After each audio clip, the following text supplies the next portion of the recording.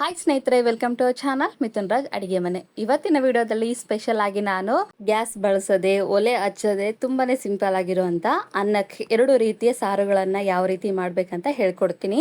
Present situations ಅಲ್ಲಿ ಸಿಲಿಂಡರ್ನ use ಮಾಡೋದು ಬಹಳ ಕಷ್ಟ ಆಗ್ಬಿಟ್ಟಿದೆ.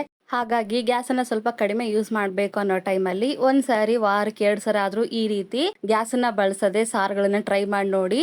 ರುಚಿಗೆ ರುಚಿ, ಆರೋಗ್ಯಕ್ಕೆ ಆರೋಗ್ಯ, ಗ್ಯಾಸು ಉಳಿತಾಯ ಆಗುತ್ತೆ. ಕೇವಲ 5 ನಿಮಿಷ ಸಾಕು, ಅದಕ್ಕಿಂತ ಜಾಸ್ತಿ ಟೈಮ್ ಕೂಡ ಬೇಕಾಗೋದಿಲ್ಲ. ಅಷ್ಟು ಸಿಂಪಲ್ ರೆಸಿಪಿ ಅಂಡ್ ರುಚಿ ಮಾತ್ರ ಅಲ್ಟಿಮೇಟ್ ಆಗಿರುತ್ತೆ. ತಡ ಮಾಡಿದ ವಿಡಿಯೋ ಸ್ಟಾರ್ಟ್ ಮಾಡುವ. ಮೊದಲನೇದಾಗಿ ನಾನು ಒಂದು ನಿಂಬೆ ಹಣ್ಣಿನ ಸೈಜ್ ಗಾತ್ರದ ಹುಣಸೆ ಹಣ್ಣು ತಗೊಂಡಿದ್ದೀನಿ. ಒಂದು ಬೌಲಲ್ಲಿ ಹುಣಸೆ ಹಣ್ಣು ಹಾಕ್ಬಿಟ್ಟು ಇದಕ್ಕೆ ನಾನು ಬಿಸಿನೀರು ಹಾಕ್ತಿದ್ದೀನಿ. ಗ್ಯಾಸಲ್ಲಿ ಯೂಸ್ ಮಾಡಿರುವಂತ ಬಿಸಿನೀರಲ್ಲ, ಕೆಟಲಲ್ಲಿ ಯೂಸ್ ಮಾಡಿರುವಂತ ಬಿಸಿನೀರು ಹಾಕ್ತಿದ್ದೀನಿ. ಒಂದ್ ವೇಳೆ ನಿಮ್ಮ ಹತ್ರ ಈ ರೀತಿ ಕೆಟಲ್ ಇಲ್ಲ ಅಂತಂದ್ರೆ ನಾರ್ಮಲ್ ನೀರನ್ನೇ ಹಾಕ್ಬಿಟ್ಟು ಹುಣಸೆ ಹಣ್ಣು ನೆನೆಸೋವರೆಗೂ ನೆನೆಸಿ ಸೈಡಲ್ಲಿ ಎತ್ತಿಟ್ಕೊಳ್ಳಿ. ನಂತರ ಒಂದು ಮಿಕ್ಸಿ ಜಾರಿಗೆ ಅರ್ಧ ಟೀ ಸ್ಪೂನ್ ಅಷ್ಟು ಜೀರಿಗೆ, ಒಂದು 5 ಬೆಳ್ಳುಳ್ಳಿ ಸಿಪ್ಪೆ ತೆಗೆದಿರುವಂತವು ಹಾಕ್ತಾ ಇದ್ದೀನಿ. ನಂತರ ಅರ್ಧ ಟೀ ಸ್ಪೂನ್ ಅಷ್ಟು ಮೆಣಸು, ಒಂದು ಹಸಿಮೆಣಸಿನಕಾಯಿ ಹಾಕ್ತಾ ಇದ್ದೀನಿ. ಕೆಂಪು ಕಲರ್ ಆಗಿರುವಂತ ಹಸಿಮೆಣಸಿನಕಾಯಿ ಹಾಕೊಂಡ್ರೆ ಒಳ್ಳೆ ಟೇಸ್ಟ್ ಮತ್ತೆ ಕಲರ್ ಕೂಡ ಚೆನ್ನಾಗಿ ಬರುತ್ತೆ ಅಂತ ಹಾಕೊಂಡಿದ್ದೀನಿ. ಇಲ್ಲ ಅಂದ್ರೆ ಗ್ರೀನ್ ಕಲರ್ದೇ ಹಾಕೊಳ್ಳಿ. ರುಚಿಗೆ ತಕ್ಕಷ್ಟು ಉಪ್ಪನ್ನ ಹಾಕೊಂಡು ನೀರು ಬೇರಿಸದೆ ತರಿತರಾಗಿ ಮಿಕ್ಸಿ ಮಾಡ್ಕೋಬೇಕು. ಒಂದ್ ವೇಳೆ ನಿಮ್ಮ ಹತ್ರ ಒಳಕಲ್ ಇದ್ರೆ ಅದರಲ್ಲೂ ಕೂಡ ಮಾಡ್ಕೊಳ್ಳಿ, ತುಂಬಾ ರುಚಿಯಾಗಿ ಬರುತ್ತೆ. ಮಿಕ್ಸಿಕಿನ ಒಳಕಲ್ಲೇ ಬೆಸ್ಟ್ ಅಂತ ಹೇಳ್ತೀನಿ. ನಂತರ ಇಲ್ಲಿ ನಾನು ಮೀಡಿಯಂ ಸೈಜ್ ಆಗಿರುವಂತ ಈರುಳ್ಳಿನ ಈ ರೀತಿ ಸ್ವಲ್ಪ ದೊಡ್ಡದಾಗಿ ಕಟ್ ಮಾಡ್ಕೊಂಡು ಮಿಕ್ಸಿ ಜಾರಲ್ಲಿ ಹಾಕೊಂಡಿದ್ದೀನಿ. ಫ್ರೆಶ್ ಆಗಿರುವಂತ ಕೊತ್ತಂಬರಿ ಕೂಡ ಹಾಕ್ತಾ ಇದ್ದೀನಿ. ಸ್ವಲ್ಪ ಹಾಕೊಳ್ಳಿ. ಸ್ವಲ್ಪ ಕರಿಬೇವನ್ನ ಹಾಕೊಳ್ಳಿ. ಎಲ್ಲವನ್ನು ಹಾಕೊಂಡಿದ್ಮೇಲೆ ಮಿಕ್ಸಿ ಮುಚ್ಚಳನ ಮುಚ್ಚಿ ನೀರು ಹಾಕದೆ ತರಿತರಾಗಿ ಮಿಕ್ಸಿ ಮಾಡ್ಕೋಬೇಕು. ಈರುಳ್ಳಿನಲ್ಲಿರುವಂತ ನೀರಿನ ಅಂಶನೇ ಸಾಕು. ಜಾಸ್ತಿ ನೀರು ಹಾಕೊಂಡ್ಬಿಟ್ರೆ ಈ ರೀತಿ ತರಿತರಾಗಿ ಮಿಕ್ಸಿ ಮಾಡ್ಕೊಳಕ್ಕೆ ಬರೋದಿಲ್ಲ. ಹಾಗಾಗಿ ನೀರು ಹಾಕೋಬೇಡಿ. ಇಷ್ಟೆಲ್ಲ ಪ್ರಾಸೆಸ್ ಮಾಡೋಷ್ಟ್ರೊಳಗೆ ಹುಣಸೆ ಹಣ್ಣು ಕೂಡ ಚೆನ್ನಾಗಿ ನೆಂದಿರುತ್ತೆ. ಅಂದ್ರೆ ನಿಮ್ಮೆಲ್ಲರ ಹತ್ರ ಒಂದು ರಿಕ್ವೆಸ್ಟ್, ನನ್ನ ಚಾನಲ್ನ ಮೊದಲನೇ ಬಾರಿ ನೋಡ್ತಾ ಇದ್ರೆ ಪ್ಲೀಸ್ ಎಲ್ಲರೂ ದಯವಿಟ್ಟು ಸಬ್ಸ್ಕ್ರೈಬ್ ಮಾಡ್ಕೊಳ್ಳಿ. ಪಕ್ಕದಲ್ಲೇ ಇರುವಂತ ಬೆಲ್ ಬಟನ್ನ ಕ್ಲಿಕ್ ಮಾಡಿದ್ರೆ ನಾನು ಯಾವಾಗ ವಿಡಿಯೋಸ್ ಹಾಕಿದ್ರು ನೋಟಿಫಿಕೇಶನ್ ಬರುತ್ತೆ.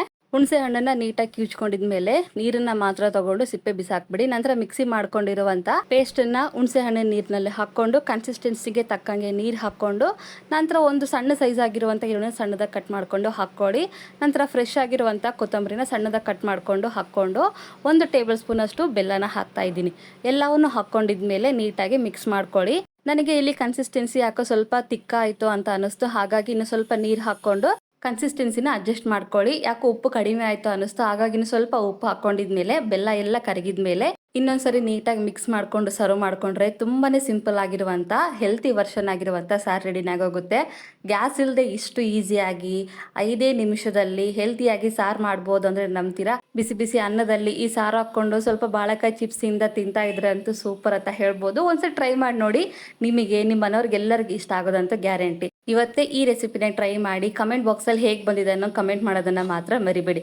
ಫಸ್ಟ್ನೇ ರೆಸಿಪಿ ಆಯಿತು. ಇವಾಗ 2ನೇ ರೆಸಿಪಿ. ಮೊದಲನೇದಾಗಿ ಒಂದು ಮಿಕ್ಸಿ ಜಾರಲ್ಲಿ ಸೌತೆಕಾಯಿನ ತಗೊಂಡಿದ್ದೀನಿ. ನಾನು ಮೀಡಿಯಂ ಆಗಿರುವಂಥ ಸೌತೆಕಾಯಿ 1 ತಗೊಂಡಿದ್ದೀನಿ. ಮಿಕ್ಸಿ ಜಾರಲ್ಲಿ ಹಾಕ್ಕೊಂಡಿದ್ದೀನಿ. ನಂತರ ಸ್ವಲ್ಪ ಹಸಿ ಕೊಬ್ಬರಿ ತಗೊಂಡಿದ್ದೀನಿ. ನಂತರ ಒಂದು ಅರ್ಧ ಟೀ ಸ್ಪೂನ್ ಅಷ್ಟು ಮೆಣಸು ತಗೊಂಡಿದ್ದೀನಿ. ನಂತರ 2 ಹಸಿಮೆಣಸಿನಕಾಯಿ ಗ್ರೀನ್ ಕಲರ್ದು.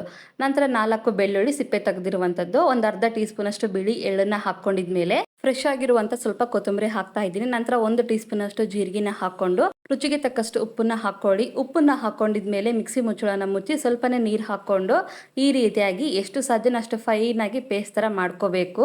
ಇದೇ ತರನೇ ಇರಬೇಕು, ತರಿತರೆಗೆ ಮಾಡ್ಕೋಬಾರ್ದು. ನಂತರ ಒಂದು ಮಿಕ್ಸಿಂಗ್ ಬೌಲಲ್ಲಿ ಫ್ರೆಶ್ ಆಗಿರುವಂತ 1 ಕಪ್ ಅಷ್ಟು ಮೊಸರು ತಗೊಂಡಿದ್ದೀನಿ. ಆದಷ್ಟು ಫ್ರೆಶ್ ಆಗಿರುವಂತ ಮೊಸರೆ ತಗೊಳ್ಳಿ, ಹುಳಿ ಮೊಸರು ತಗೋಬೇಡಿ. ನಂತರ ವಿಸ್ಕರ್ ಇಂದ ಈ ರೀತಿಯಾಗಿ ನೀಟಾಗಿ ಮಿಕ್ಸ್ ಮಾಡ್ಕೊಳ್ಳಿ, ಯಾವುದೇ ಗಂಟಿರಬಾರ್ದು. ನಂತರ ಮಿಕ್ಸಿ ಮಾಡಿರುವಂತ ಪೇಸ್ಟ್ ಅನ್ನ ಹಾಕೊಂಡು ಇನ್ನೊಂದ್ಸರಿ ಮಿಕ್ಸ್ ಮಾಡ್ಕೊಂತೀನಿ. ಮೊಸರು ಮತ್ತೆ ಮಿಕ್ಸಿ ಮಾಡಿರುವಂತ ಪೇಸ್ಟ್ ನೀಟಾಗಿ ಮಿಕ್ಸ್ ಮಾಡ್ಕೋಬೇಕು. ಈ ರೀತಿಯಾಗಿ ಮಿಕ್ಸ್ ಮಾಡ್ಕೊಂಡಿದ್ಮೇಲೆ ಕನ್ಸಿಸ್ಟೆನ್ಸಿಗೆ ತಕ್ಕಂಗೆ ಸ್ವಲ್ಪ ನೀರು ಹಾಕೊಂಡು ಸಾರು ಯಾವ ತರ ಇರುತ್ತೆ ಅದೇ ಕನ್ಸಿಸ್ಟೆನ್ಸಿಗೆ ಅಡ್ಜಸ್ಟ್ ಮಾಡ್ಕೊಳ್ಳಿ. ನಾನಿಲ್ಲಿ ಉಪ್ಪು ಚೆಕ್ ಮಾಡ್ತಿದ್ದೀನಿ ಕರೆಕ್ಟ್ ಆಗಿದೆನಾ ಇಲ್ಲ ಅಂತ.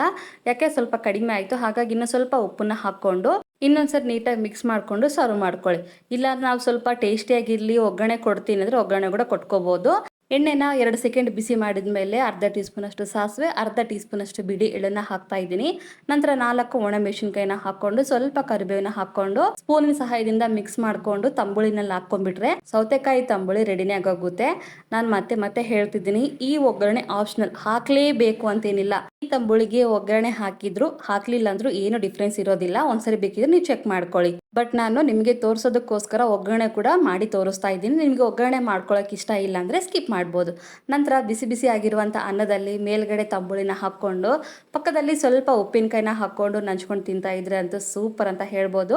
ಖಂಡಿತ ಈ 2 ರೆಸಿಪಿಗಳನ್ನ ಟ್ರೈ ಮಾಡ್ತೀರ ಅನ್ಕೊಂಡಿದ್ದೀನಿ. ಗ್ಯಾಸ್ ಇಲ್ಲದೆ ಒಲೆ ಇಲ್ಲದೆ 5 ನಿಮಿಷದಲ್ಲಿ ಇಷ್ಟು ರುಚಿಕರವಾಗಿರುವಂಥ ಹೆಲ್ತಿ ಆಗಿರುವಂಥ 2 ರೀತಿಯ ಸಾರನ್ನ ಟ್ರೈ ಮಾಡ್ತಿರಲ್ವಾ?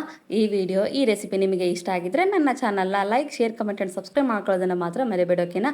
ಮುಂದಿನ ವಿಡಿಯೋದಲ್ಲಿ ಮತ್ತೆ ಸಿಗ್ತೀನಿ. ಅಲ್ಲಿವರೆಗೂ ಟೇಕ್ ಕೇರ್. ಬಾಯ್.